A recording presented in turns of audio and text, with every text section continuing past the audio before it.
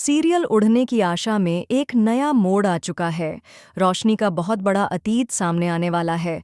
अब कहानी पूरी तरह से बदलने जा रही है, क्योंकि अब तक हमने देखा कि रोशनी और तेजस की जिंदगी में बड़ी खुशखबरी आती है। दोनों मिलकर एक बड़ी दुकान खरीदते हैं, जो रोशनी के लिए एक नए जीवन की शुरुआत बन जाती है। रोशनी बेहद खुश होती है, लेकिन तभी अचानक उसकी जिंदगी में भूचाल आ जाता है, जब उसका सामना अपने पहले पति से होता है, जिसे वह मरा हुआ समझ रही थी। दरअसल सालों पहले जब वह छोटी थी, तो उसके माँ बाप ने उसका विवाह एक उम्रदराज आदमी से कर दिया था, जो खदान में काम करता था। एक हादसे में कई लोगों के दबकर मरने की खबर आई थी, जिसमें उसका पति भी शामिल था। लेकिन अब वही व्यक्ति अचानक उसके सामने आ जाता है। उसे जिंदा देखकर रोशनी के होश उड़ जाते हैं और वह अपना चेहरा छुपाकर घर लौट आती है। लेकिन वह बूढ़ा व्यक्ति रोशनी को पहचान लेता है और उसका पीछा करते हुए देशमुख हाउस तक पहुंच जाता है। वहां आकर वह सबके सामने रोशनी को जबरदस्ती अपने साथ ले जाने की कोशिश करता है। तभी पूरे परिवार के लोग वहां पहुंच जाते हैं और उसे रोकते हैं।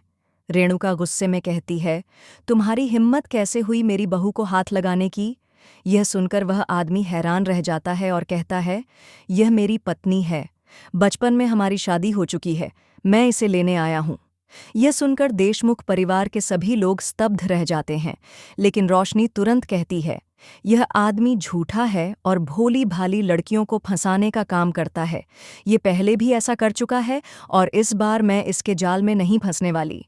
इसलिए आप लोग इस पर भरोसा मत कीजिए। परिवार को समझ नहीं आता कि वे किस पर विश्वास करें। तब सचिन ठान लेता है कि वह सच्चाई का पता लगाकर रहेगा। वहीं रेणुका गुस्से में आकर उस बूढ़े आदमी को घर से बाहर निकाल देती है। लेकिन वह व्यक्ति हार मानने वाला नहीं होता और साफ साफ कहता है, मैं अपनी पत्नी रोशनी और अपने बेटे को लेने फिर से आऊंगा। अब सवाल ये है, क्या रोशनी का सच सबके सामने आएगा? क्या सचिन और साइली इस रहस्य को उजागर कर पाएंगे? क्या तेजस को अपनी पत्नी के अतीत का सच पता चलेगा? और अगर हाँ, तो उसका रिश्ता रोशनी के साथ आगे कैसा रहेगा?